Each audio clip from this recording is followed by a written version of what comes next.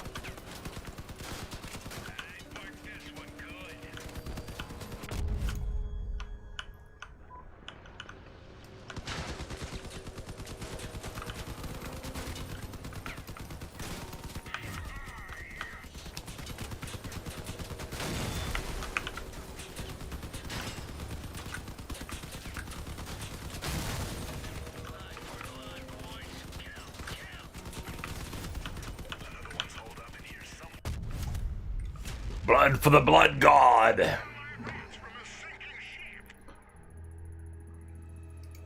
I was all over the place on that one.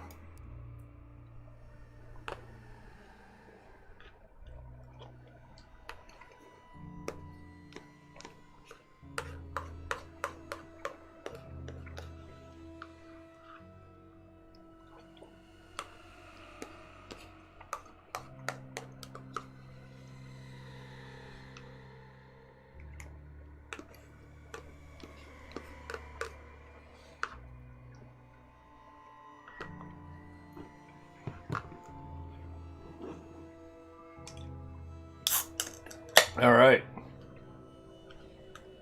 That's not exactly lunch per se, but it'll have to do. It's a small cup of macaroni and cheese, but it'll have to tide me over till after the stream.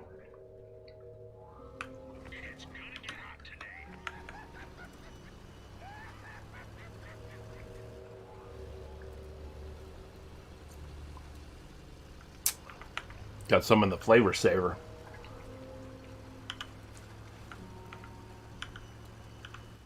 Here we go.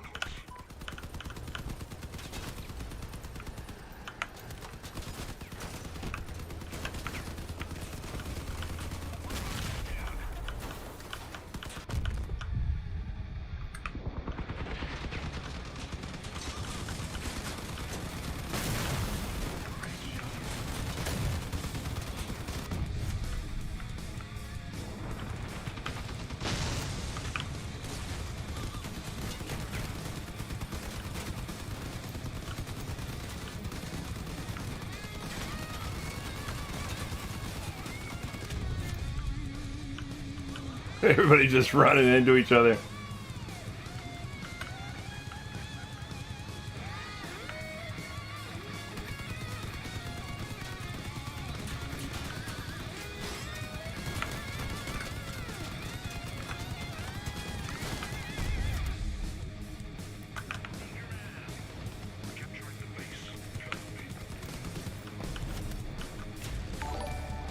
Hey, what's going on, Henry Mel? Welcome to the stream. Thanks for tuning in, and thanks for subscribing. Oh, subscribed over my YouTube channel. Never mind. Didn't tune in here necessarily.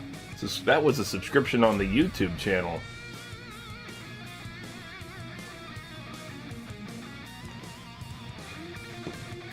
It's still appreciated, very much appreciated. Of course. Nice. 100 coins. Gotta love it. Gotta love it. Getting that money.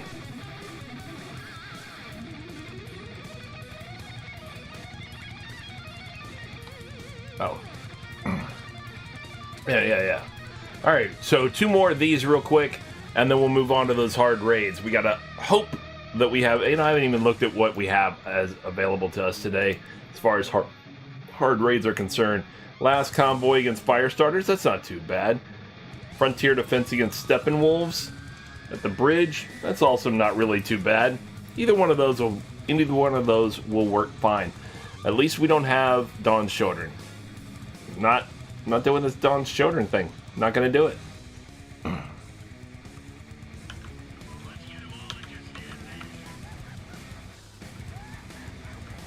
Not at the hard level. I don't have a problem fighting Dawn's Children otherwise, but not the hard level raids, not now. Just not enough. Too many of them have sparks, and that just affects everything around them, and it just becomes not even worth it half the time.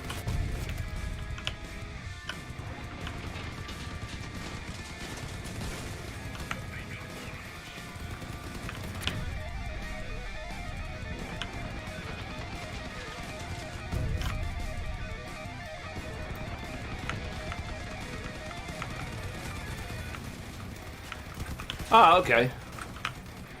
Oh, well, I appreciate it. Thank you.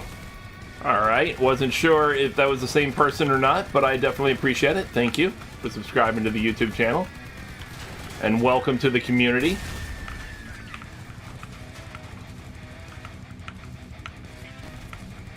Oh, there you are.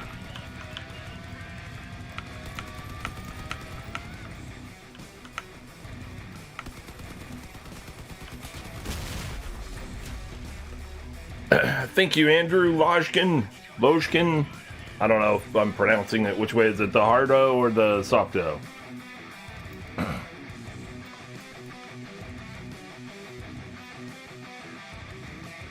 Damn, I got something bothering me here. Something itching. Right here on my neck. Might have had a bite or something. But yeah, so... welcome to the stream, like I said. Welcome to the channel. Do you play Crossout, Andrew? Because I know there are people who just watch and haven't really played it that much, or they might be just new to it and they haven't played it a lot yet. And if you play, how long have you been playing? And if you're pretty new, do you have any questions about the game? I do tag my stream as a tutorial. Because sometimes I do official tutorials, which I do have on my YouTube channel. I have a playlist of Crossout tutorials where I have, like, I've done an all-encompassing tutorial, and then I also do a tutorial sometimes on just different portions of it, like factions or challenges or something like that. So I'm more than willing to answer any questions and stuff like that. I get it. You're writing through a translator. Not a problem. What is your native language?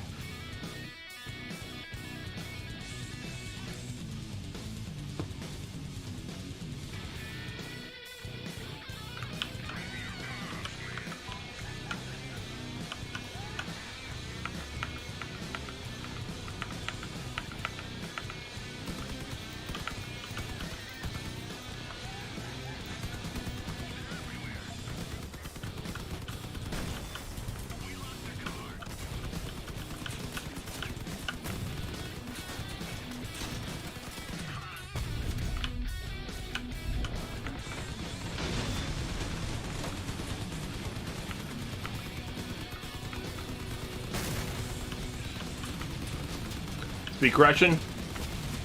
Very good. This game is very popular in Russia, it seems. I mean, obviously, the company, or the developers, seem to be primarily Russian, but also it's just surprising how popular the game itself seems to be in Russia.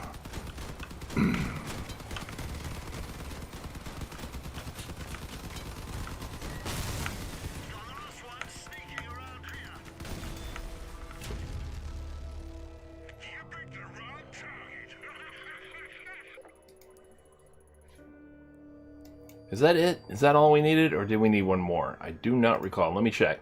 That's it. All right, good. Excellent. We retrieve our item as well. Hey, welcome, Lord Snipe. Thanks for tuning in. Much appreciated. Welcome to the community. Good to have you. Happy Tuesday to you. Hopefully the start of your week is going well. And you have nothing but good things ahead of you, too. Let me see who all's online right now. All right, cool. We got some people playing. All right. Let's see. We've got challenges and stuff. Okay, so I go to my raid build. This is the vehicle I use for raids. A couple of retchers up there, a little bit of passive melee up front, a little bit of a buffer zone, some ablative armor, basically, followed up by some more melee. Got some melee on the sides for some swipes, for the occasional swipe, and a little bit of melee in the back, just in case somebody likes to come and run up my ass, which does happen, and I have seen several vehicles come limping up behind me only to die at my backside. It's not the perfect vehicle by any means, but it's pretty good. It's pretty effective. I'm happy with it. What we are going to do is look at our hard raids. First off, seasonal challenges, we're doing pretty well. We're going to get those patches, no problem. We're going to look at our hard raids first. Oh, nope. Hold on. Let me get rid of this bot first. There you go. Don't need that. So, okay. We can do copper. We can do electronics. I've already done some electronics. I'm going to do copper, I think. No, you know what? I think I am going to do electronics. I'm going to do electronics. All right, so we have 200 free fuel. Oh, well, thank you very much. Very much appreciated. I try. So we have 200 free fuel, so that's going to be 3 hard raids at 60 fuel apiece for a total of 180 of our 200 fuel that we have in our tank. With the remaining 20 fuel, so we're going to get 3, in other words, progress, toward the hard raids weekly challenges here for 500 engineer badges. And with the remaining 20 fuel, we are going to apply that toward progress here on the Win 6 Battles in Easy Raids weekly challenge for 100 more engineer badges. And that will, of course, help progress us toward our goal of achieving 3,000 engineer badges so that we can trade those in on the badge exchange tab for a Pathfinder's container, which will contain a purple item, an epic item, and that is our goal.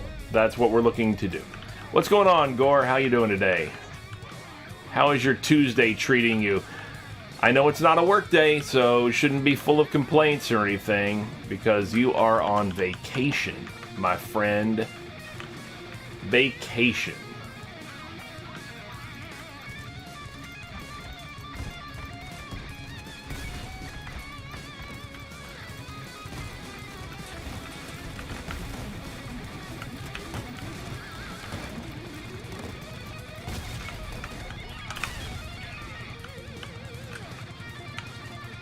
You having fun on your vacation so far, Gore? You done anything exciting?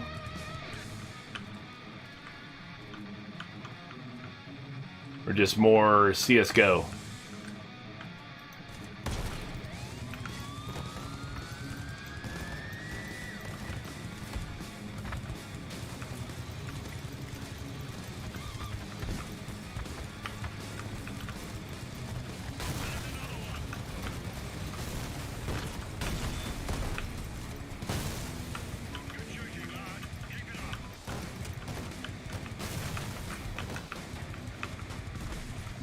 Brush your tooths. Nothing wrong with that, man. You gotta brush your teeth. You give up on CSGO? Why is that? First off, I don't believe you. Let's just go ahead and get that out of the way now. I do not believe. Yeah, but that's just Earth. That has nothing to do with CSGO. I mean, not specifically, at least it doesn't.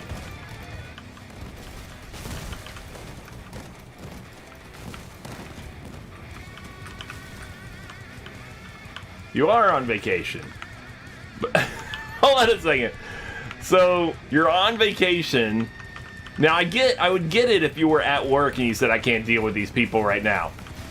But you're on vacation and you're saying, I can't deal with the people I deal with while playing a video game because I'm on vacation.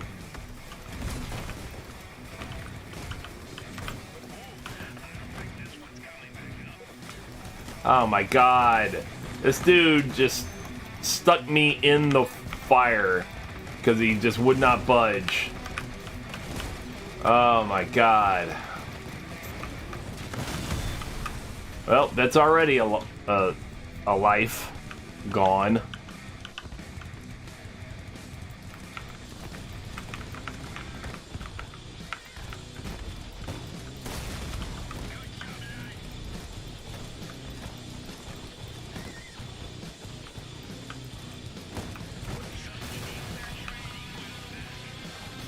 No.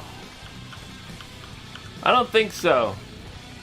I mean, I look on every now and then, and I don't see many people on there doing it at that hour. Did you get any audience at that hour?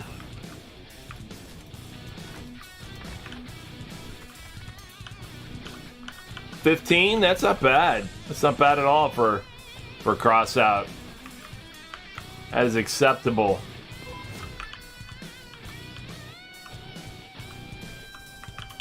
Oh, hello. Why you throw things at me, bro? Why you mad, bro?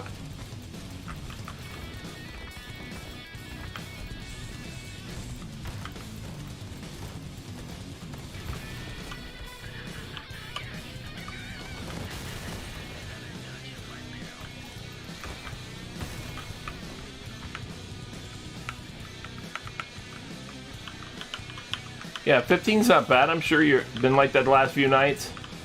That's not bad. It's a decent amount of viewers. I mean, you're not unhappy with that, right?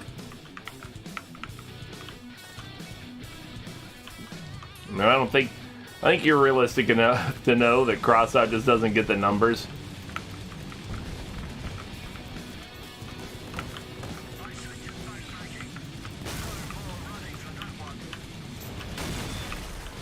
Oh yeah, in the middle of the night? Hell yeah.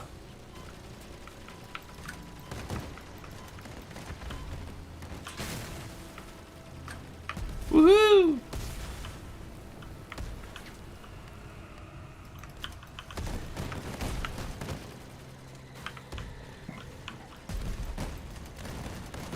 Yeah, I gotta feed Bishop.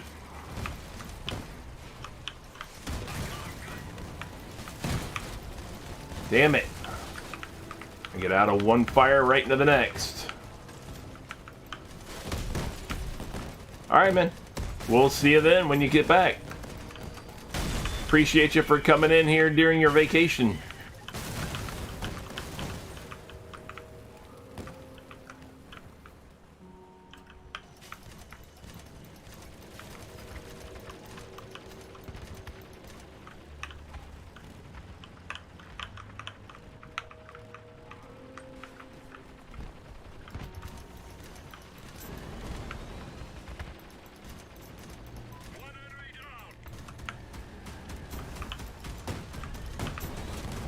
Too much trees, I can't see.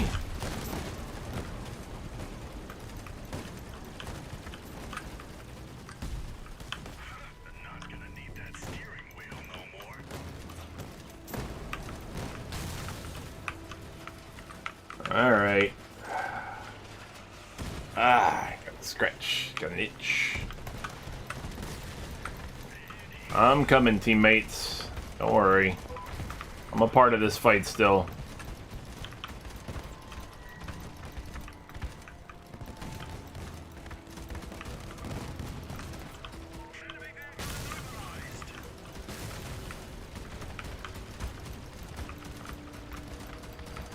Oh my goodness.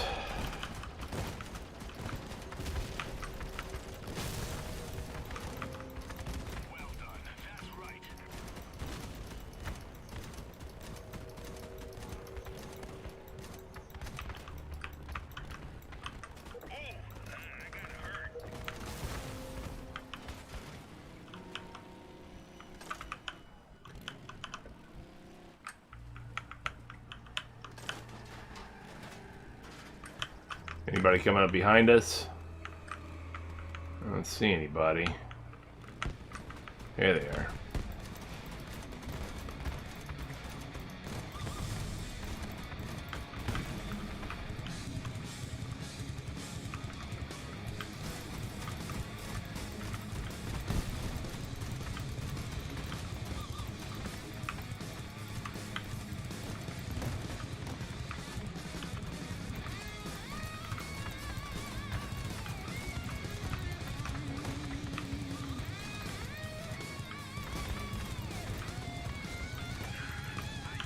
There you go. No weapon for you.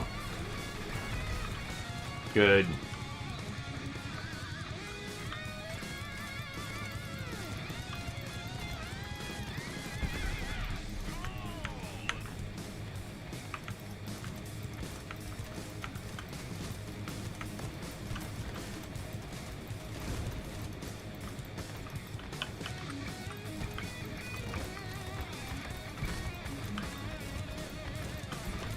Ooh, that was close.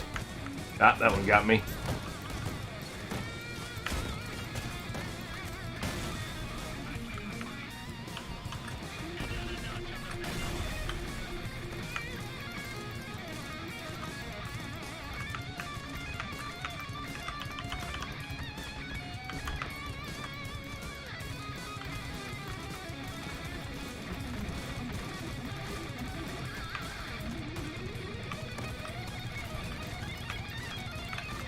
Come on.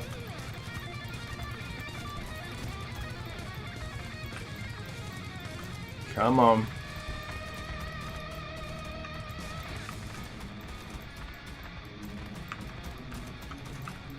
Come on.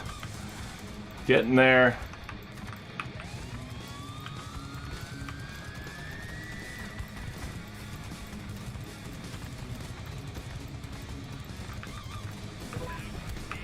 Oof. Oof.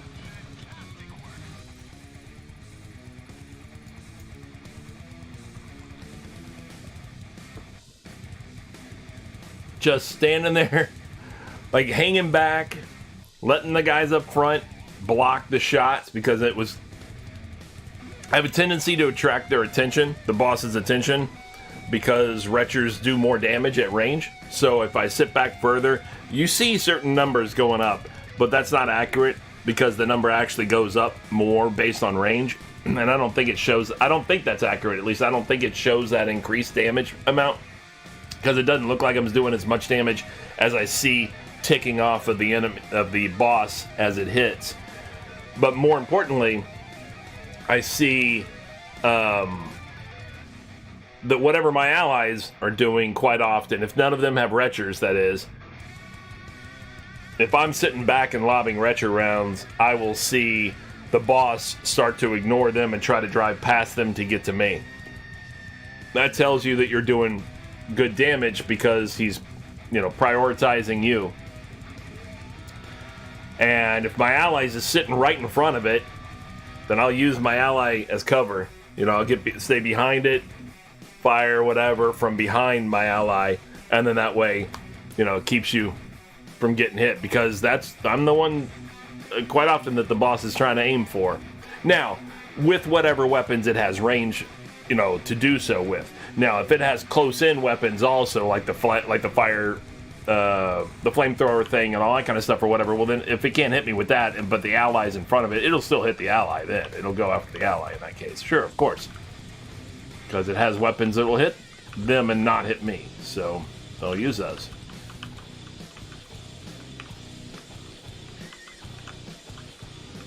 Come on, truck. Come on, people now. Smile on each other, everybody come together. Try to love one another right now.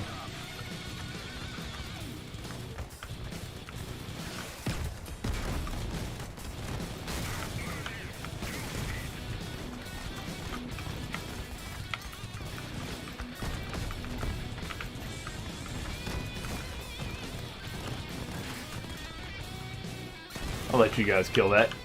I left him without wheels. You guys can.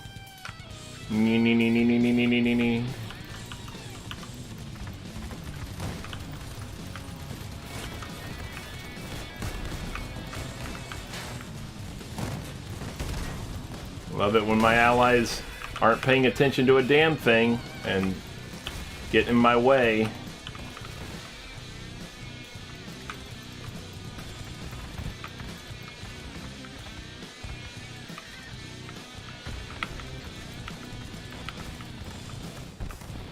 Where'd this guy go, man? Jeez.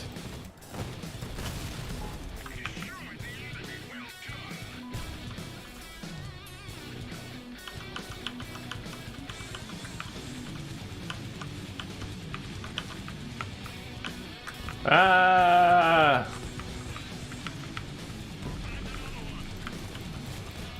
That's true. With the right people, it is not.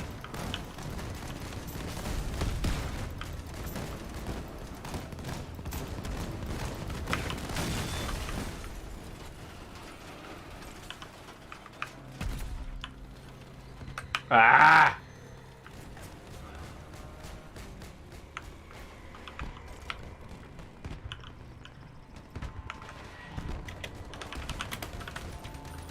Damn it.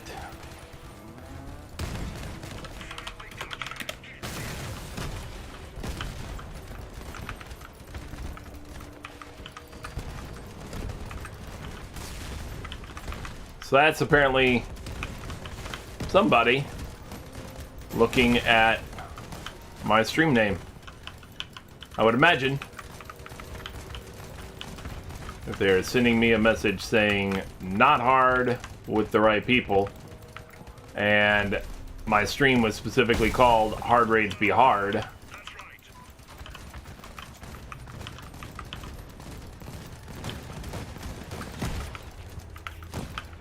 Ah, you are. You are you? Well, welcome. Thanks for tuning in.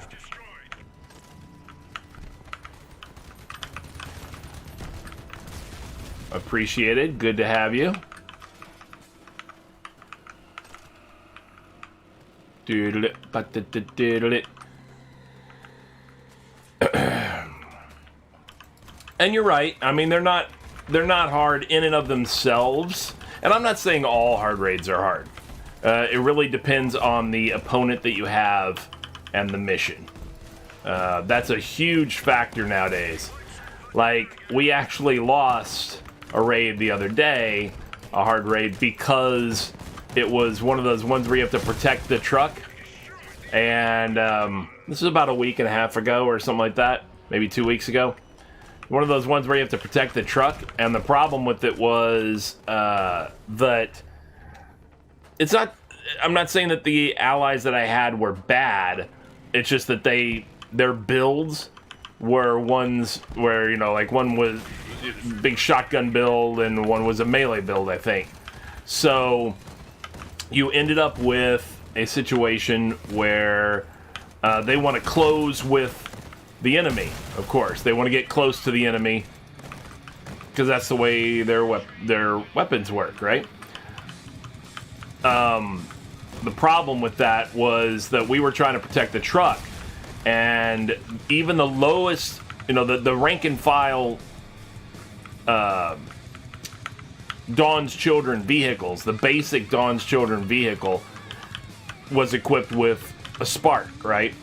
They all had sparks. So there were all these spark vehicles around, zapping and everything like that. Okay, fine, not a big deal, except for they were initially going after the truck, of course, that we're trying to protect. So they're up there by the truck. So, of course, our job in that case is to get them off of it, right? You know, get them off of the truck, attract their attention.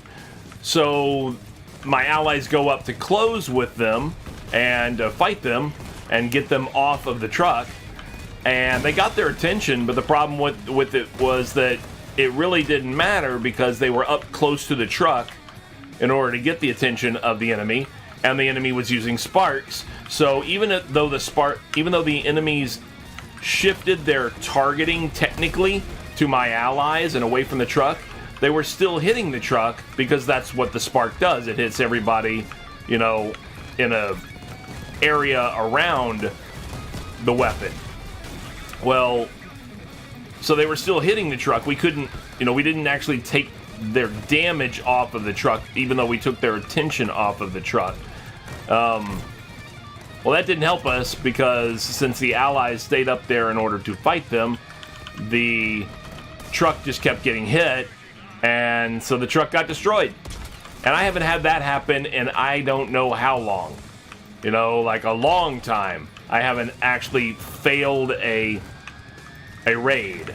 But we failed because the truck got destroyed because the sparks were damaging the truck the whole time that they were also damaging my allies. That was problematic. And a waste of 60 fuel.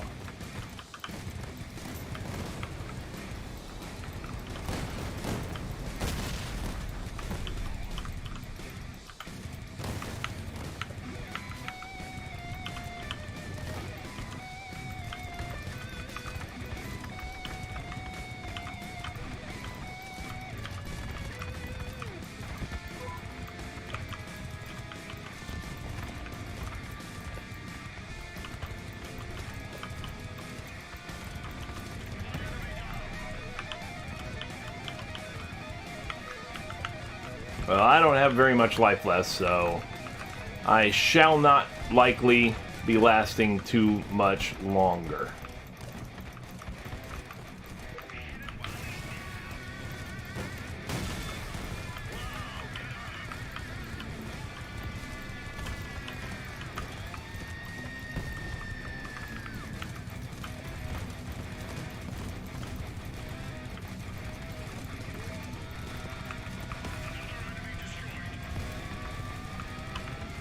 Alright, well, so far so good.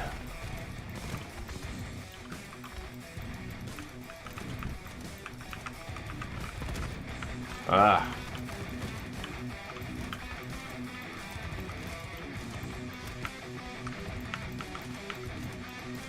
Oh, oof. I got lucky that overshot me.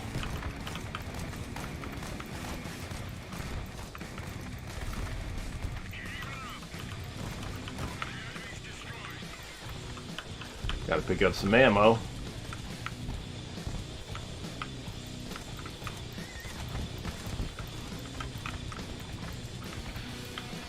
No, no, no.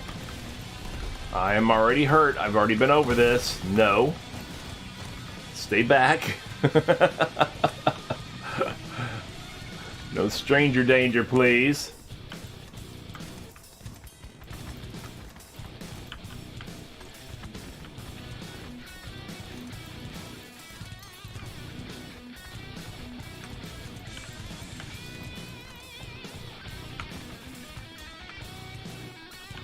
Where the hell are you? Oh, you're way over there. Alright. Damn, man. Not even hitting them. There you go. They finally got him. Ah, crap. Boss is behind me. There he is. Yep. No, no, no, no. Ah! Alright. It's still only my first life, though. So I'm good.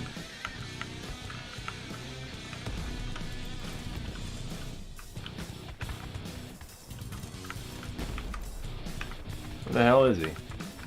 He's down here. He's down here.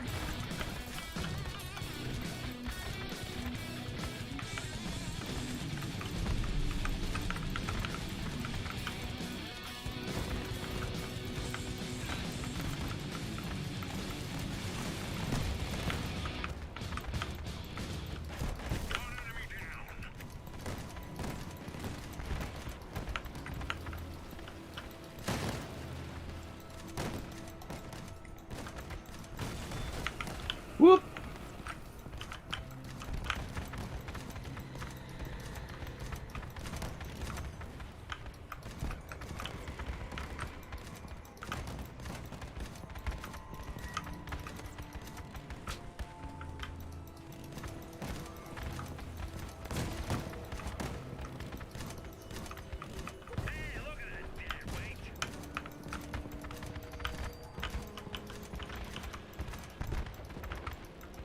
He's coming.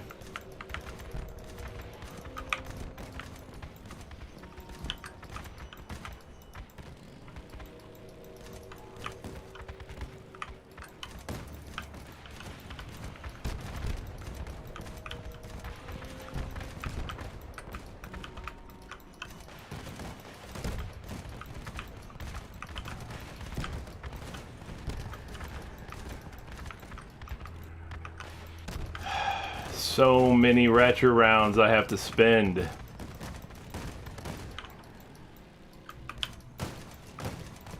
Alright, I don't think there's anything left on him. I don't think there's any ammo left. Oh, never mind.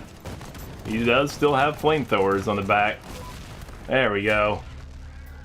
I don't know that they made it any harder a week ago, but they definitely did make it harder at the beginning of this season when they upped it to an 8,000 power score minimum requirement. Yeah, they definitely made it harder when they did that. All right, one more time. Goodness.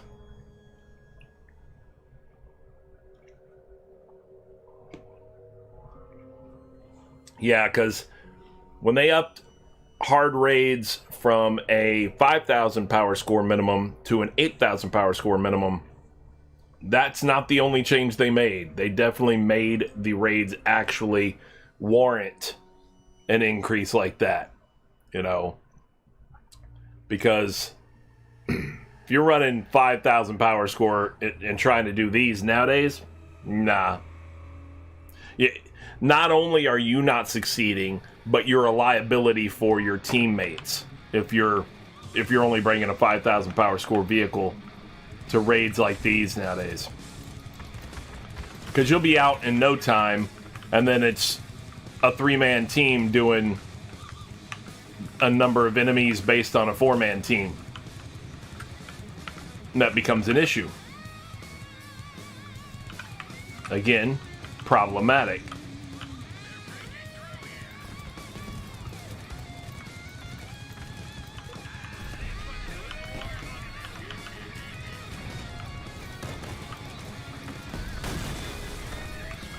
Thank you.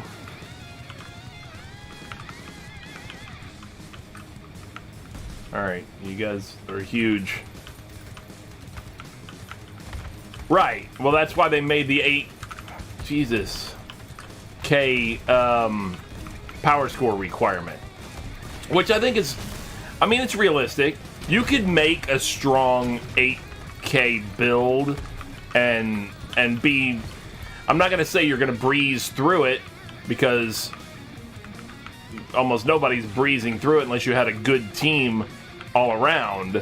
But you can make a strong 8K build and at least be as much of a contributor in many cases as somebody with a, you know, with a 10 or 12K almost, or at least a 10K. I don't know, 12K is probably usually a little bit bigger contributor.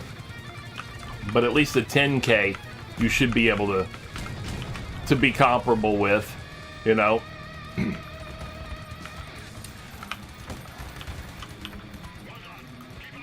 Now, in most cases, I say that. I mean, there are 12Ks who who don't contribute that much, you know? So, I mean, it happens.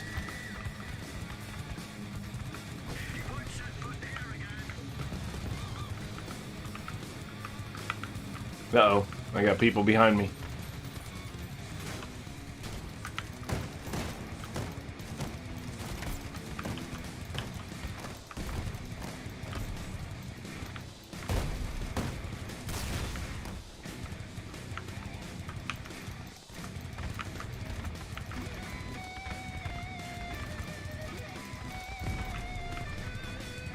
Alright. Ah! Oh, damn it! I didn't even see you back there. Oh, and another one. Ah, this is gonna suck for me.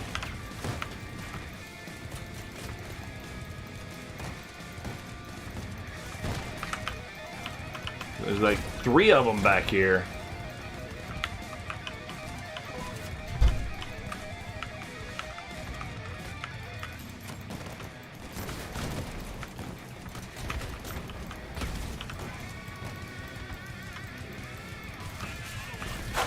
Ah.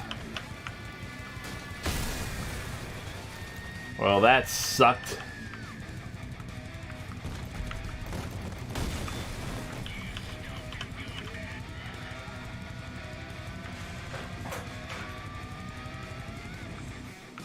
Is that guy dead back here?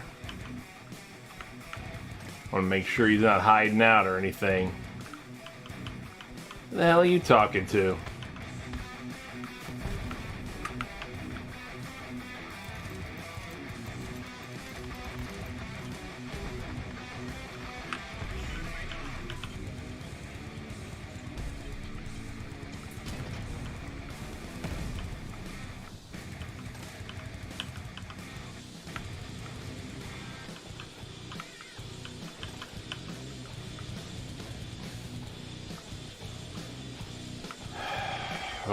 What's wrong, Gore?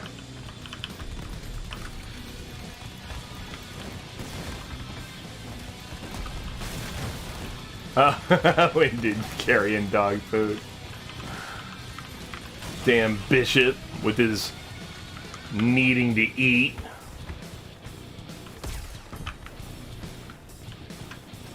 It's ridiculous. And every day, no less.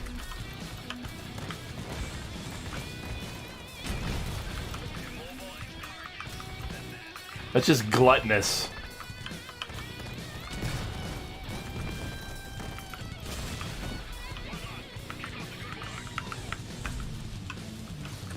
Well, you have 70, I mean 50 to 70 pound rucks or whatever, but you don't usually patrol with the 50 or 70 pound, ruck.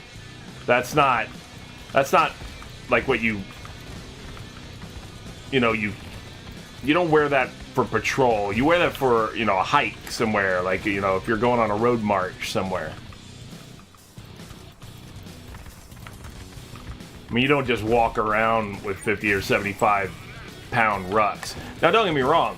Usually you've got about 40 to 50 pounds, I would say, of, probably 30 to 40 pounds of body armor and your weapon, and then if you do have a backpack on, if you do have a rucksack, if you do have a rucksack on, then of course that's gonna, oh my god, get out of the fire, please.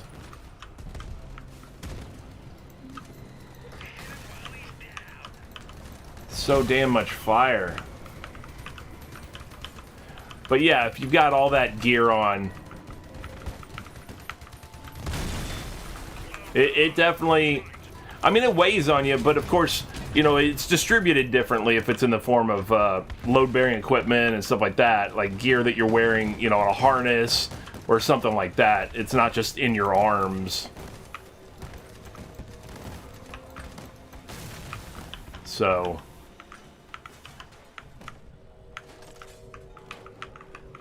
that weighs a little less on you, but yeah, I mean, it'll help get you in shape, that's for sure, when you walk around with a bunch of gear like that.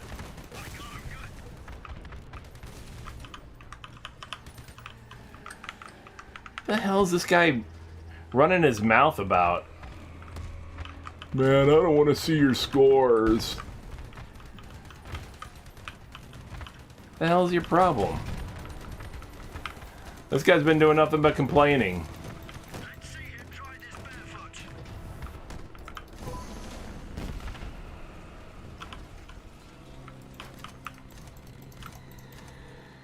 You know what? Screw it. You can go handle him then. Oh, he thinks he's doing all of it. That's funny. That is funny. Ah, crap. I walked right into that. Someone needs their training wheels back.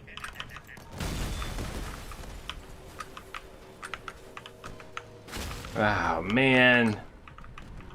Freaking fuse. Good, then I'll just sit back and let you do all of it. No reason for me to continue.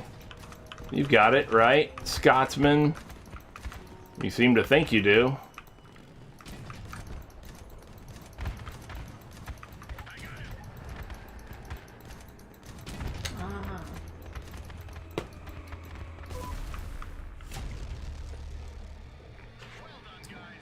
He seems to think he has it all.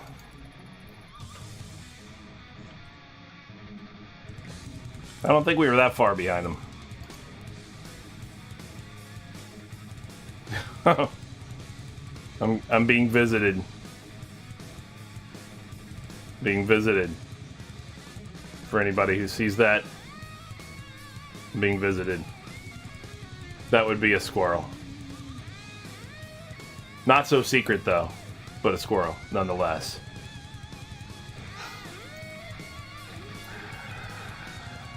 Oh man. Alright. So cool, we're done with the hard raids. I'm gonna go ahead and knock out an easy raid with the remaining fuel. I got 20 fuel left. Oh, we have two options. One being data theft against the lunatics in the ship graveyard. And the other easy one being against the nomads in the Founders Canyon. And for those who know my stream, know that it is the War for Fire. Hell yeah, it is. So that is obviously the choice we make.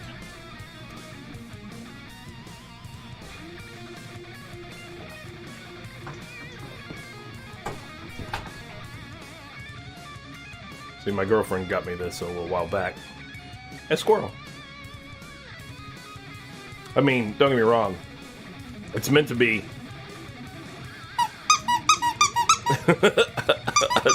a dog toy, but whatever. I just have it sitting here on the desk. I'm sure Bishop does probably want that.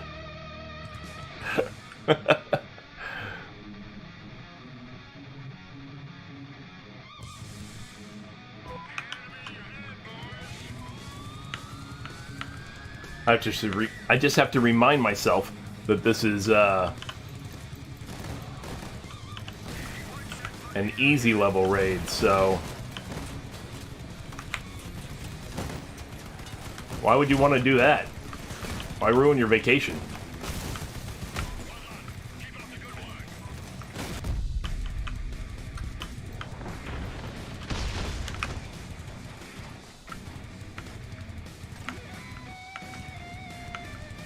Coffee's gross, is what I'm saying. Coffee's the devil.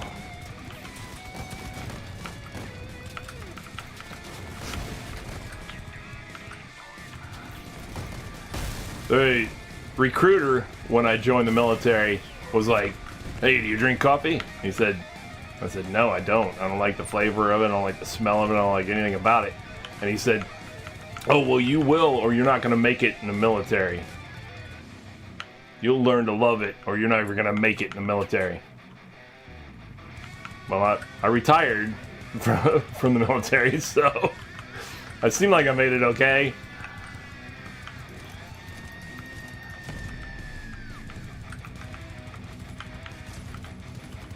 My police training officers, when I got on with the department, also said, "Do you drink coffee?" I said, "No." And they said, well, you're going to have to, because you're going to be working a lot of night shifts and stuff like that. You're never going to make it. I don't get me wrong. I didn't retire from there. I was only there for a few years, but it wasn't because I didn't drink coffee.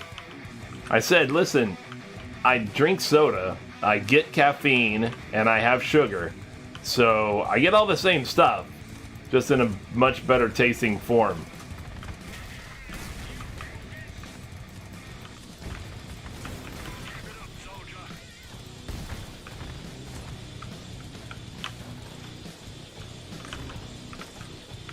I mean, I get that you need that stuff to make it through a midnight shift sometimes. I totally get that. But it's not that I'm not getting the ingredients that get you through the shift.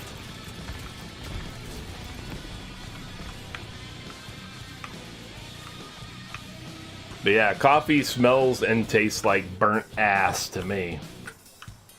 I have no interest in it.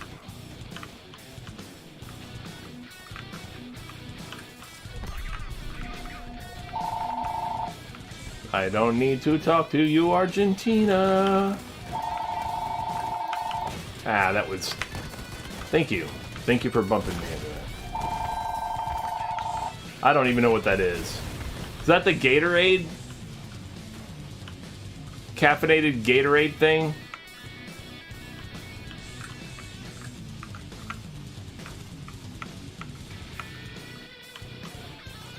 Okay. Well, I know they had... Oh, really? They had one before that was like a two-part.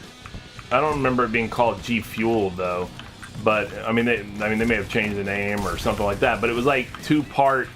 It was like a condensed something for the pre-workout for. And this is Gatorade product I'm talking about. It was like in like a packet thing, and then they had kind of like a, you know, Capri Sun or something like that, and then they had like a drink, or one was pre, one was post workout. Is that the stuff you're talking about? And yes, it was very nasty.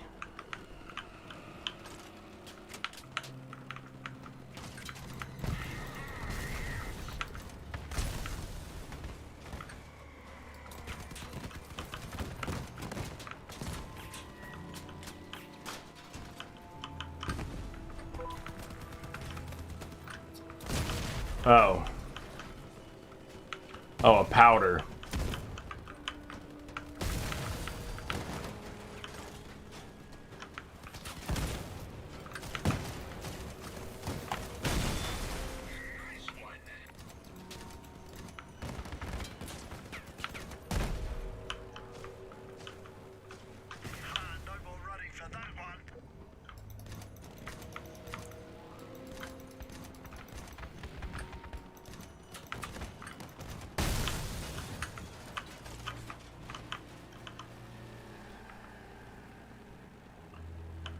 Powder sounds gross.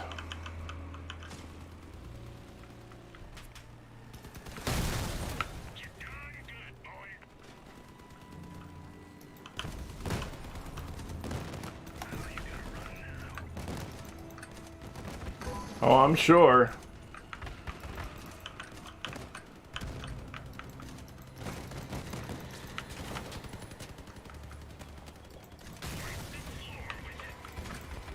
Come on, man. Stop overshooting the dude. Cool. Hey, what's up? Welcome. You're dead.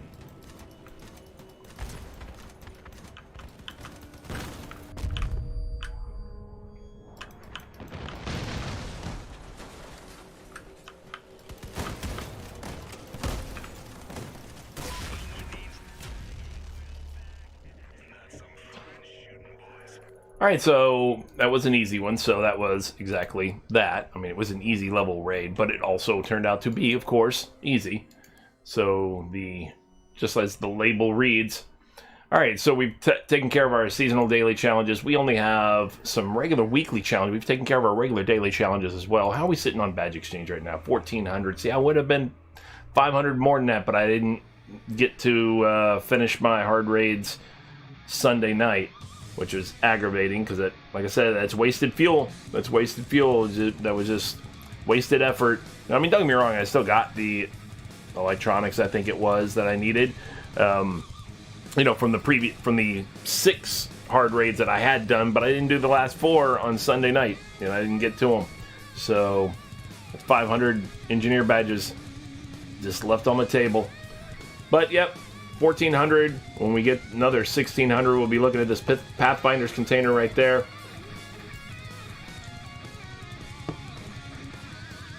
All right, so no, I didn't. On Sunday, no. Life got in the way. Girlfriend got home, wanted to do dinner and stuff like that, and then I'm like, oh, well, great. So, did 6 of 10 and left it there, So, all right. So, don't have any more fuel that I want to spend on stuff. I am going to go ahead and knock this thing out. Let me make sure before I do that I have the right one of the co-drivers I want to level. I do. So we're good. I'm going to go ahead and knock that out real quick. You got a shiver and sold it. I hear you.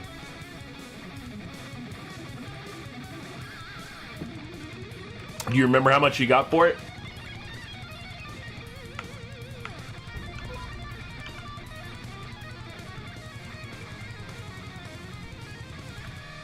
Like 500? Like, for real?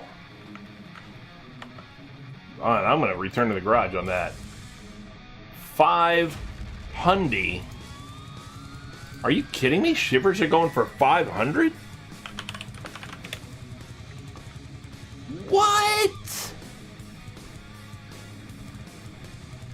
That is crazy. Yeah, absolutely I will. Yeah, I absolutely do. That's why I have playing with viewers tagged on my stream as well. Yes, even what they were 2 weeks ago, 486 is high, but they're running upwards of 530, 540.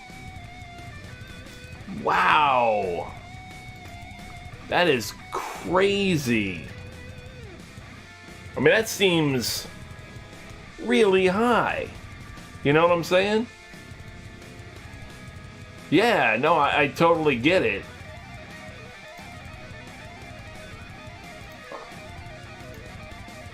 Like, see, 348, 418, which is pretty good. That's definitely good. 470 for a Thunderbolt right now? Damn, that's pretty good. 440, 349,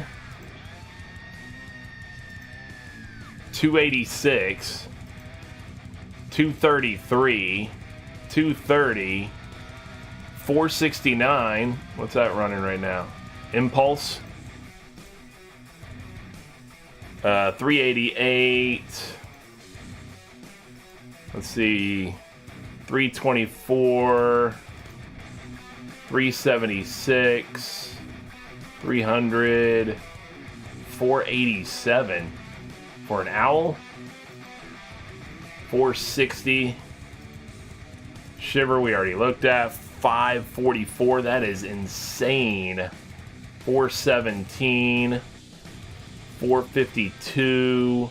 490 for a chameleon. Yep, that's the one you're talking about. 514 for a gas gen right now. 297. 375. 281. 400. And woof, and a seal is running 565. Whoo! Those things all were normally running 250 to 350. You know, you had the outliers. You had a couple of things that were a little below 250, and you had a couple of things that were, you know, up closer to 400, but they weren't running. Yeah, 300 was the average, but the majority of them were between the 250, 350 range, you know, averaging still 300 in other words, and you had a couple of outliers a little below and a couple of outliers a little above, but things didn't really crest 400 that much. They might crest like that. Traditionally, they were cresting maybe to like 409, 413. Occasionally, they get a little spike where they'd go up to about there, but they weren't going up like 450 and stuff like that. 540, 5. Oh my God, that's crazy. 560. Oh my God, that's insane. Now I want to just make those things. I seriously do. I want to just make these items.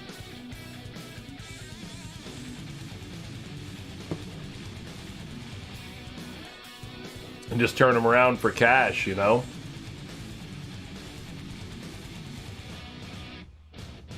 Damn. I mean, I could seriously do that. I could seriously see myself doing that. Now, here's the question. What's prompting this demand of these things? And I think I know the answer. This is my hypothesis that just popped into my head. And what I'm thinking is prompting that is the invention of these stabilizers. I think this stuff is what's prompting it. The invention of these stabilizers, with people having a little more control over the random factor of fusing. I think people are wanting more of the things so that they can fuse them, and therefore, you know, they're in a rush to do that. They're in a rush to get fused versions of it. Not fused, upgraded. Fusing is when the two vehicles go together, right? Yeah, this is just upgrading. But people are looking to upgrade these things, and they want to use their stabilizers. What's going on, C Charts? How you doing? You bought the MBT pack for the... Well, if you want to throw money at the game, you can. Absolutely. I mean, I'm sure the developers are quite happy to have you do that. That's why they have an entire tab up here that lets you do just that. Throw money at the game. You know? But, yeah, I'm thinking that these stabilizers are the reason why people are in such demand of these parts now. I mean, I obviously I can't guarantee, but, you know... there's not based on science. That's pure hypothesis. Pure hypothesis, definitely. There's no science involved, but yeah, I think maybe.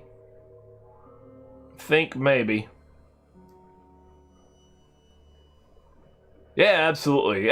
I just recently took up War Thunder as well. I haven't streamed it yet, but I've been having fun with it. It's fun. I like it. I was just talking about that the other night with Gore, actually. I guess he's played it also, but he only played the air battles. But I did a couple of naval battles. I wasn't that great at that, which ironic, right? Considering all my time in the Navy. But I was mainly doing tanks. I haven't done an air battle yet, other than the tutorial. You know, but I was doing tanks. And having a good time. It was fun. Would it be the same name, C Charts? Is that your Gaijin name as well?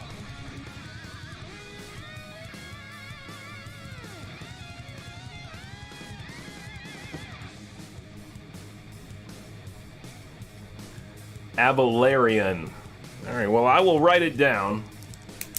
And I will try to send you a friend or in-game friend request when we get in there. Valerian.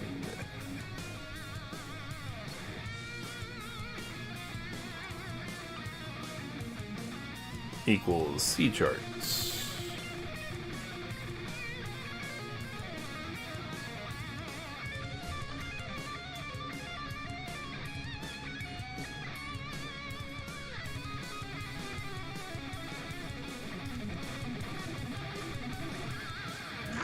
I will try to remember to do that.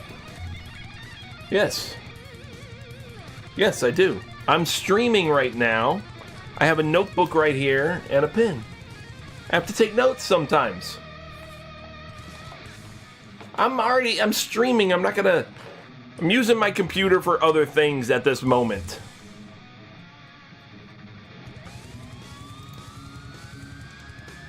And besides, you know what? Pins work. Pins work. So, there you go. Got that friend request. Yeah. So, yeah, I jot things down sometimes. But yeah, I'll try to remember to do that next time I'm on War Thunder, and I will send you, well,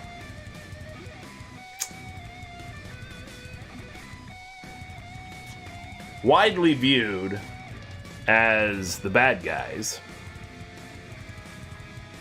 especially in every movie where they instead always have a British accent. I can tell you that they also had the sharpest uniforms of everybody in World War II. And they are my homeland in the sense of I was born there. So, yeah.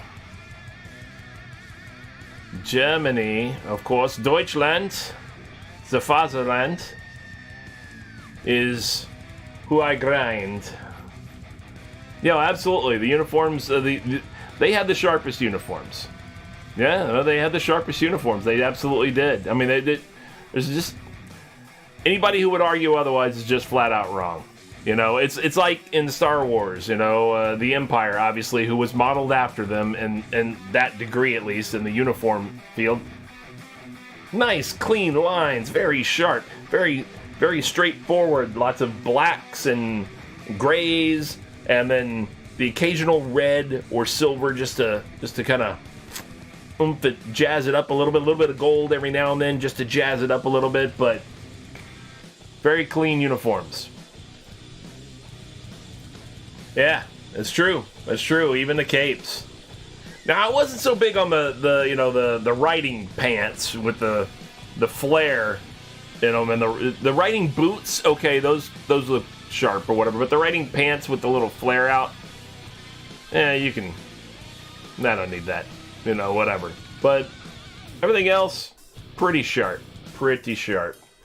So yeah, that's definitely who I grind up as far as tanks and stuff are concerned, you know. But I've only just started. I mean, we're still tier 1 only, you know. I've only played a few times. For a little bit each time. Not very much. So there is that. So I was going to go knock out this replay of this questline thing.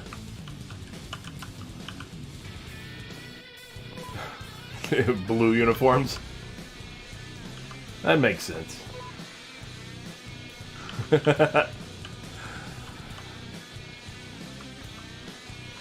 That's what. All right. So in the Navy, that was a big thing. We changed our uniforms several years ago now, and they came out with this Smurf uniforms, the blueberries as we call them, and they're blue camouflage, blue digital camouflage. Everybody hated those. Everybody was like, why? The uniforms that we had before that. Looked more like prison uniforms, like the old school prison uniforms, not the orange jumpsuits and stuff like that, but the old school prison uniforms, just the denim pants and the chambray shirt, the dark blue, you know, denim pants, and then the light blue chambray shirt. Those were our dungarees, and then but then they gave us these digital blue uniforms, which we were like, well, this doesn't make any sense at all. We're like, where's the last place? Where's the only place that you're camouflage in that? Well, in the water. Where's the last place you want to be camouflaged if you were to, like, I don't know, become a man overboard or something like that? Well, that would be in the water. So doesn't that pretty much suck? The only place you don't want to be camouflaged is the place where you're camouflaged. We were like, well, that's stupid. We want them to find me, you know?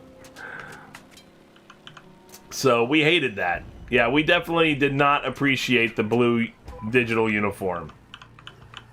Yeah, right. Well, that's why we use aircraft. But okay, I get what you're saying. But yeah, I'm not a fan of the digital camouflage uniforms. I mean, I guess you could say that the Marine one at least is okay, but I mean, Marine ones, the desert and the woodland, are the better of the group. But multicams are nice, and they're not digital, and they're a lot more effective. The Army ACU digital camouflage. What's going on? Well, it's because it's a recent change, Barry. They only recently made them hard. Like, they called them hard before, but they weren't that hard. And they've recently upped the difficulty of them significantly, too.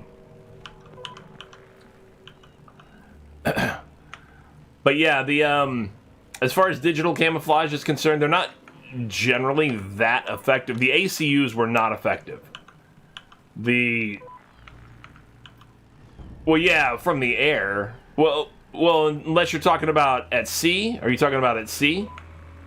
Well, if you're submerged, well, yeah, but if you're not submerged, if you're just in the water, that's not submerged, then,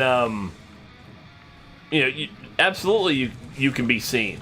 You know, we wore a light blue, shirt before.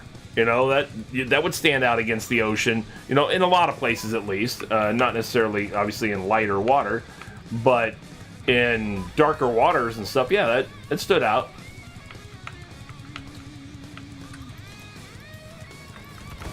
And Man Overboard is, by the way, for those who are unfamiliar with it, is not an uncommon thing.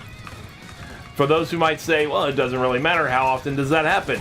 I will tell you that not only does it happen, but especially depending on the size of your vessel and what kind of waters you're in and how it's affected by those waters, like a destroyer in high seas, that could easily happen. On a carrier, not as much, in the sense of not getting knocked overboard at least. However, I will say this, every time you go on a deployment, which is a 6 to 8 month, generally at sea, like in the Mediterranean or something like that, or in the West Pacific, or what we call a Westpac, every time you go on a deployment, in a carrier, for example, with 6,000 or so, 6,200 guys, somewhere like that, on board, we had a tendency to probably lose 1 or 2 people at sea on average. Now, it wasn't always from a man overboard. Sometimes it was just an accident, or, like fires. And yes, you have a lot of those. That's why you have an entire fire department, plus the aircraft and the fuel and the bombs and all those things. But yes, the fire department on board is kept relatively busy. You do get quite a bit of fires, actually, because you have a lot of moving parts and a lot of things are exposed. And you have grease fires in the kitchen and all kinds of stuff. You have a lot of people making a lot of food for a lot of people. So, yeah, you have a lot of grease fires and things like that.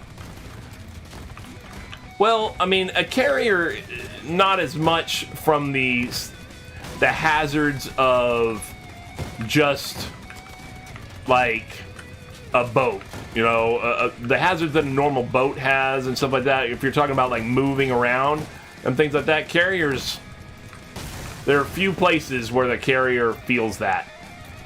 Now, I've been to one of those places, and that would be where the oceans collide, the Atlantic and the Pacific at the bottom of South America, Cape Horn, we went around the Horn, and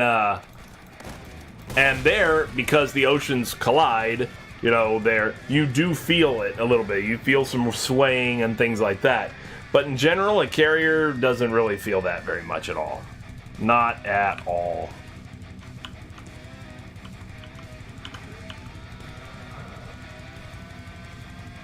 Especially when you dock in California. Well, my carrier was based out of California when I was on it. Now it's not anymore. Hell, I don't even know where it is anymore. It was in Bremerton, Washington, but I think it got moved. I gotta double check. I would have to double check. But yeah, it was, we were based out of California, the San Francisco Bay Area back then, but the base is not even around anymore. They closed that base down.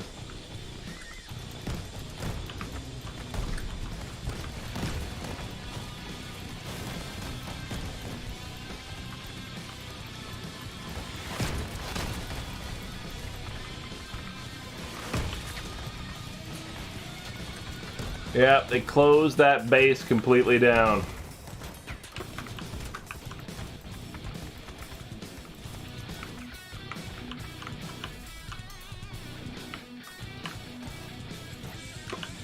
Oh, it's Destroy Nomad Vehicle. That's not what I was thinking it was, but okay. It's not what I was thinking it was. I was thinking that my mission was find crates. I didn't pay attention to what I was doing there. So yeah, we were in California, but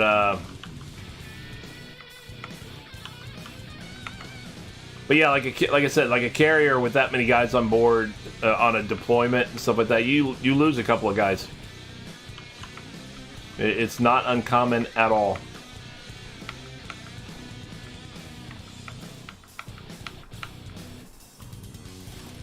There are dangers.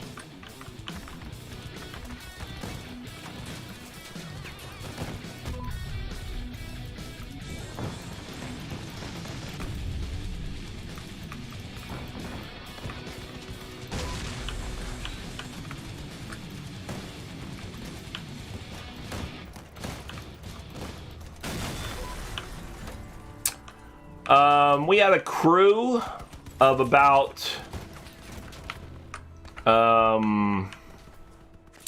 it's around 2,800, almost 3,000, or about no, we were about a crew of 3,000 actually from ship's company, meaning that's the crew of the ship itself, and then twice that came on board. You know, another equal amount came on board each time we deployed.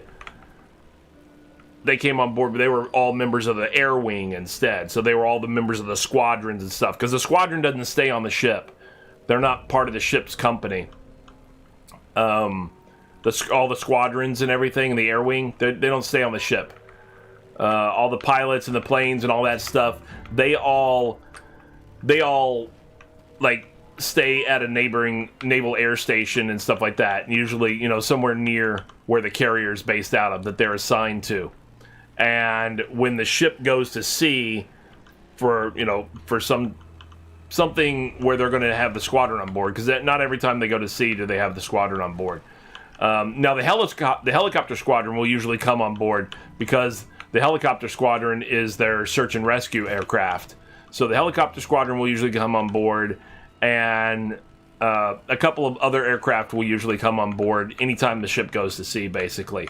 So it will get, like the COD will come on board. The COD is the aircraft that brings the mail, for example, and stuff like that. And they do little trips back and forth for the ship, you know, if the ship needs supplies or something like that, little bits of supplies and stuff like that. They might bring some of that kind of stuff. The COD runs little special missions like that or whatever, little special flights like that. But So they'll come on board, and then like I said, the helicopter will come on board. But the other aircraft, all the fighters and the bombers and the electronic warfare aircraft and all those kind of things, they don't come on board every time the ship goes to sea. But anytime you go on a deployment, like a 6 to 8 month deployment or something like that, or anytime you're going to sea specifically for some kind of training or whatever that involves the aircraft, then yeah, they'll come on board.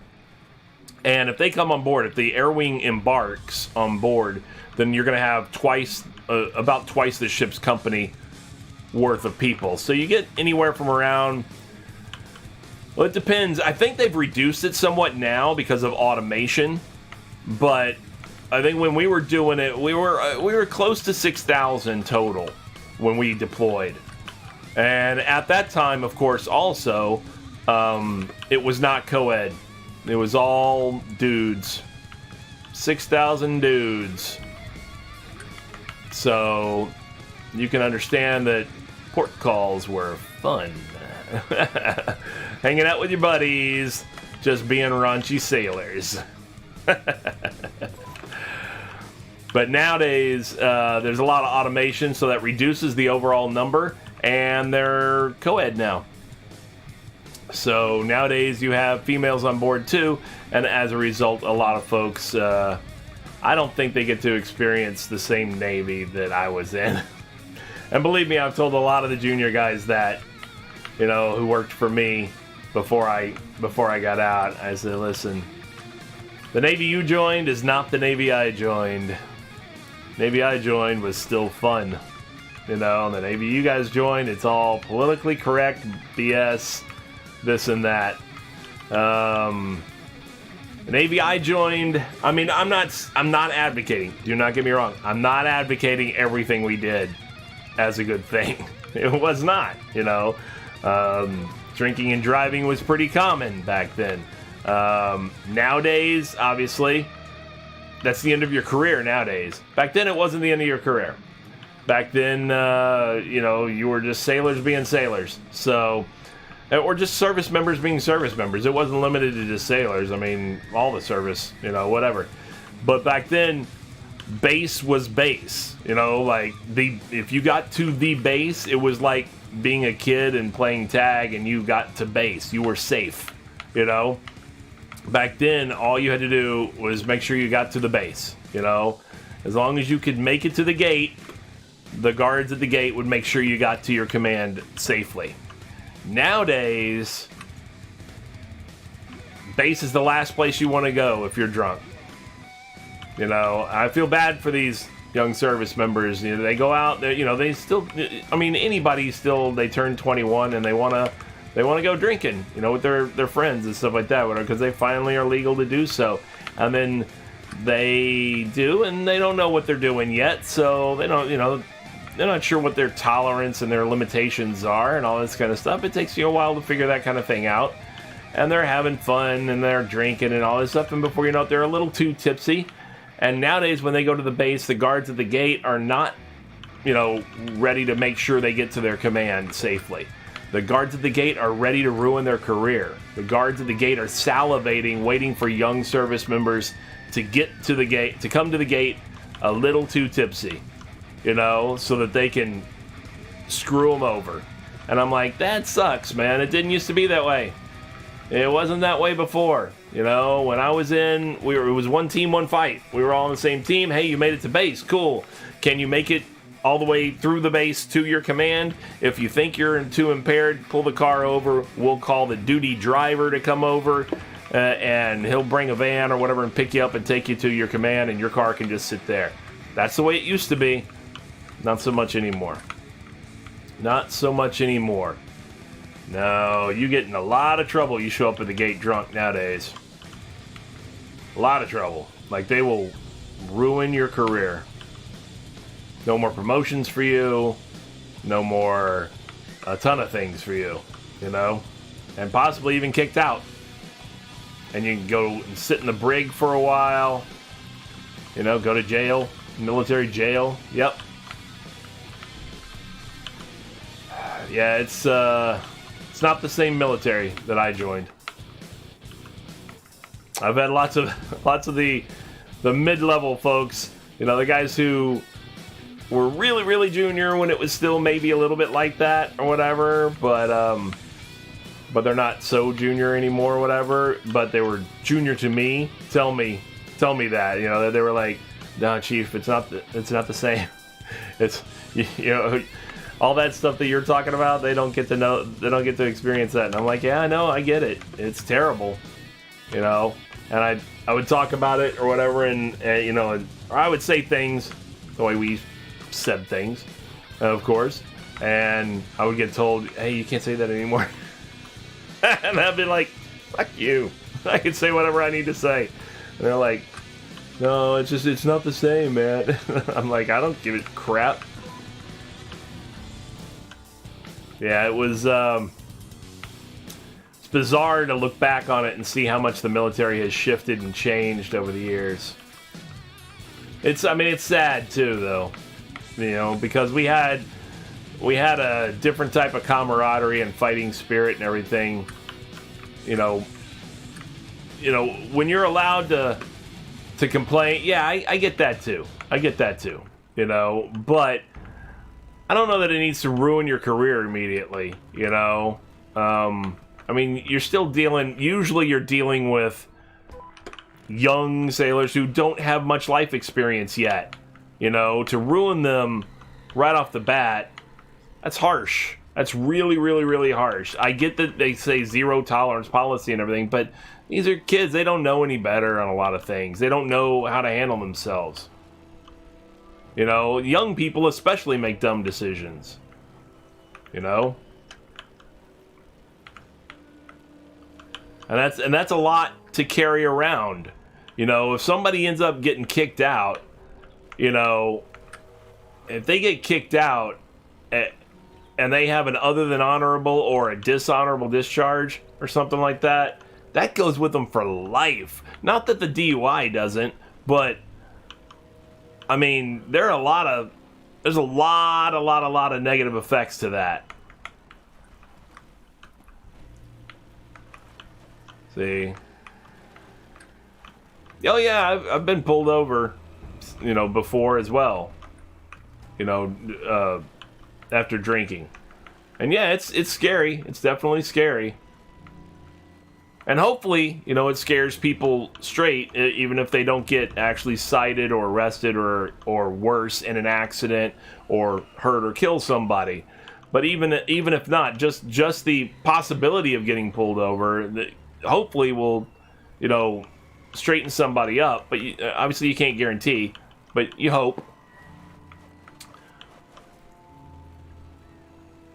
And I get that it's obviously a bad thing.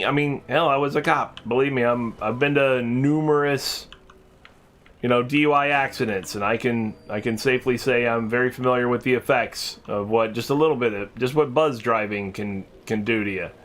But no, it's a hugely terrible thing to do to ruin somebody's career completely. Because of that, though. That is just like an extremely harsh penalty. Yeah, no, I hear you. No, it's absolutely not worth it. It's absolutely not worth it. And that's what you do, is you just educate, these younger folks and hope that they get that. Hope that they understand that.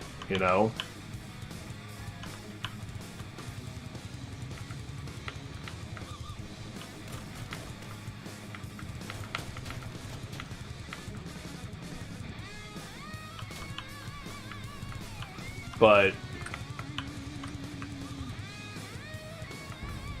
it does suck, when you're in an organization like a military, where you really need to be able to rely on each other for all kinds of different stuff. People's lives are in each other's hands on a regular basis, not just wartime. Just because it's just an inherently dangerous career field. Even if you're just training, or hell, even if you're just practicing doing maintenance and whatever on stuff, who knows? It's still a dangerous You got a lot of moving parts, like I said, and a lot of those parts are dangerous. You know, sometimes they involve guns, sometimes they involve, you know, aircraft, sometimes they, you know, which are dangerous to be around. Sometimes they involve, you know, sea vessels, which are dangerous to be around. Sometimes they involve bombs, who knows, whatever. And it just sucks to have. There's a lot of office jobs I would say do not qualify for that. You know, I mean, it depends on your definition of risk, because I'm not including the pay clerks and things like that in what I'm talking about. You know, I'm not saying, you know, oh, the guy that works at Best Buy, sure, okay. I mean, yeah, he has a risk, but I wouldn't. Yeah, I wouldn't. That's not. If you're using a very general, broad statement, then yes. I'm talking about definitive risks. I'm talking about an actual inherently dangerous job. You know?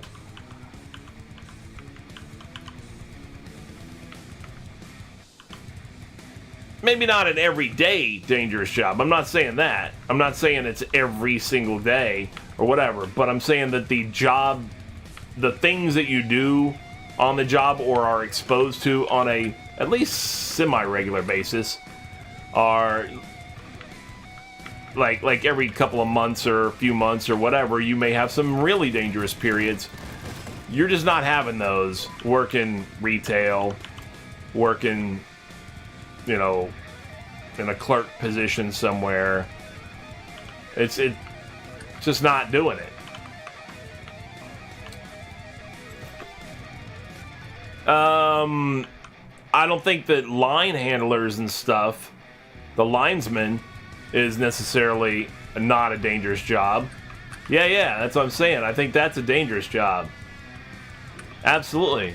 Anytime you're elevating, you know, or if you're dealing with, not that they're dealing with electrical signals, but still, anybody who is, you know, electricity is clearly dangerous, you know.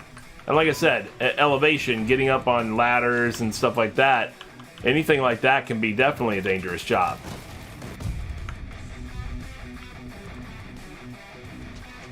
Yeah, that's what I'm saying. Anytime you're putting yourself up on a situation like that, yeah, it's absolutely a dangerous job. I mean, I don't know that it equates exactly the same, but it is dangerous, yes, acknowledged. But I wouldn't say that, and there are plenty of jobs in the military that are not that dangerous. Like I said, the supply clerk, the IT guy, it's not that dangerous. You know. Yeah, it happens. It definitely does happen. 100% acknowledgement on that. I'm not saying that the military is the only place, or that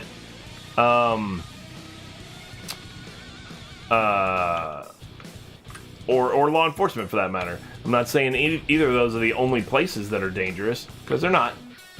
But they are definitely dangerous.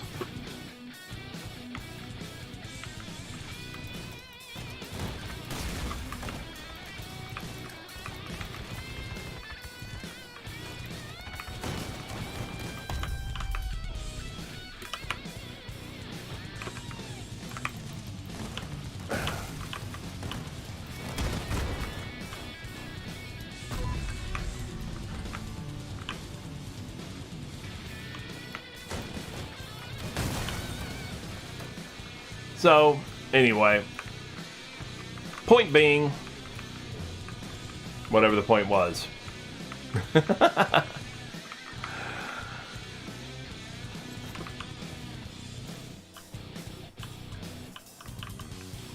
No, I just think that, like I said, I just think that screwing young kids up, you know, just because they make a dumb decision here or there, ruining their entire career. If they didn't hurt somebody. Now, obviously, if they got in an accident, then hey, you know, the chips fall where they fall. You know, it is what it is. You know, but if not, sure, you get them in trouble, but you don't have to ruin their whole career. You know, I mean, you can get them in plenty of trouble without having to ruin their career. There's lots of options in the military. You know, you can put them on basically shitless duty and things like that. You don't have to completely kick them out with a other than honorable discharge. You don't have to send them to, you know, the jail if they didn't necessarily hurt anybody yet. But there are lots of there's lots of shit duty you can give them. They can learn their lesson. Trust me, there's lots of shit duty you can give them.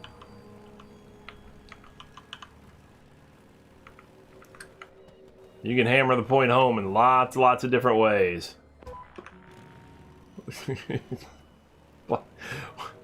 If they're a junior guy, you're not going to get paid that. Well, actually, that's not true. They get paid decently nowadays, man. I was disgusted a little bit, you know, when I saw, like, some of my junior enlisted guys, and they told me what they were making. I was like, you've got to be kidding me. We're giving you that much money? It's like, that is insane. The hell is going on? Why are we giving them, like... This was a few years ago, but even then, giving them like $1,700 every 2 weeks or something like that when they're like 21, you know, I was like, you've got to be kidding me. You're getting like $1,700 take home after taxes, $1,700 every 2 weeks or something, $1,650, $1,700, something like that. I was like, man, when I was their rank, I was getting $350 every 2 weeks. $350, and I was paid more than most of my friends who were the same rank because Florida was my home of residence, and it doesn't have a state income tax. So I was like, we give them so much extra now, so many more. A long time ago. it was a while ago.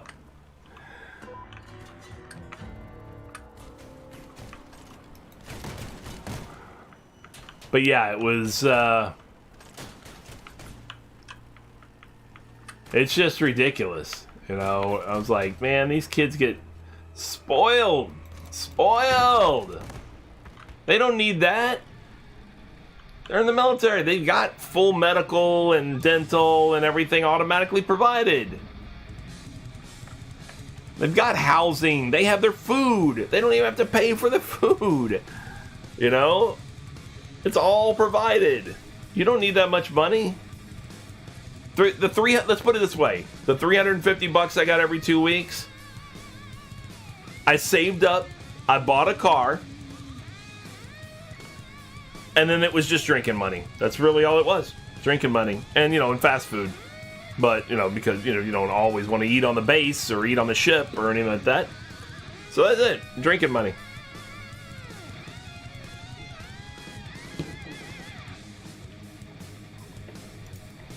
Let's see how far we got on this. What'd I get, like 6, 7, 10. All right. I'll take that. 10. It's not bad. It's a good start. It's halfway done. Just putzing around, shooting the shit with you guys. All right. Out of fuel, out of daily challenges, out of seasonal daily challenges. Made some progress toward weekly challenges. I think that's going to be it. Unfortunately, I did not sleep hardly at all last night. I went to bed about 11, I think, or something like that. 10:30, 11 or whatever, and I was up by 2:30. So I am tired. I've had a class this morning. I've had some other things going on. I have another class in 4 hours. So I think I'm going to go and try to take a little power nap and get something to eat. I also missed lunch. Yeah, I was up at 2:30 this morning. I just woke up. Couldn't get back to sleep. I don't know why. Just laying there going, you gotta be kidding me. Yeah, I have some sleep issues. It bothers me. 2:30, 3:30. Usually it's around 3:30 that I wake up, but last night it was 2:30. Yeah, it's not great. But yeah. Lost pay, I know. I was like, damn, 500 of them just down the tubes. Left them on the table, man. No, but yeah, it was annoying. I kept laying there trying to get back to sleep. By 3:30, I was like, this isn't happening, and I started to resign myself to the fact that I wasn't going back to sleep. So by 4, I went ahead and got up. Well, I got a class at 6. It goes until about 9.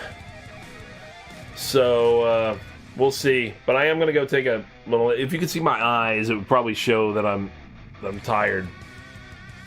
So I think I'm going to go take a power nap real quick. You know, hell, I got 4 hours before class. And I can take more than a power nap. I can take an actual nap. You know, like a real nap. So I'm going to go lay down for a little bit. Thanks everybody for tuning in, though. I'll be back tomorrow at noon Eastern Time. Secret Squirrel Games. Any of my videos, if you miss anything or whatever from not just Crossout, but any other game that I play or stream, like Gore and I and another buddy of mine, Wolfgar, we were playing Sea of Thieves, for example, this weekend. And when was that? Friday night? Friday night? Yeah, it was Friday night. We played Sea of Thieves Friday night. That video is available, obviously, on Twitch on the Videos on Demand, but also it's all my videos are also available on my YouTube channel, which is also called Secret Squirrel Games. It also has the same logo right here. And any of my stuff is available back over there as well. If you're new to Crossout, or you know anybody who's relatively new to Crossout or is interested in Crossout and might want a tutorial, I have a Crossout tutorial playlist on my YouTube channel as well. Where I go over a lot of the basics of the game. Not so much just the shooting stuff or whatever, that's pretty self-explanatory, but a lot of things like the faction system and the challenges and how to maximize some of that benefit so that you could hopefully not leave 500 engineer badges on the table and you can get some benefit like a Pathfinder's container. Even when you're relatively low level, you get a purple item from a workbench you may not have access to normally. Things like that. All that's available in my tutorial playlist. It will walk you through a lot of that kind of stuff about Crossout. Anyway, thank you guys, like I said, for tuning in. And hopefully I'll see you guys tomorrow at noon. I stream Crossout, scheduled to stream it at noon on Tuesdays and Wednesdays. This is Eastern Time in the United States that I'm talking about. That's -4 UTC. And also at 3 p.m. Eastern Time on Thursdays and Fridays. So if I don't see you tomorrow, then hopefully I'll see you at some point later on during the week. Otherwise, have yourselves a great day. Have yourselves a great, whatever time period between now and the next time I see you guys. New followers, thank you for following. For anybody who's been new to viewing, if you haven't done so yet, make sure you hit follow, and you'll be notified when I go live next time with this game or any other. And I appreciate it, and I will see you guys next time. All right, take care. It only shows me having like 1 viewer, so I'm not gonna bother rating anybody. It's probably you, Gore, and that's it. So, so thanks anyway, anybody who might be out there, and I will see you guys later.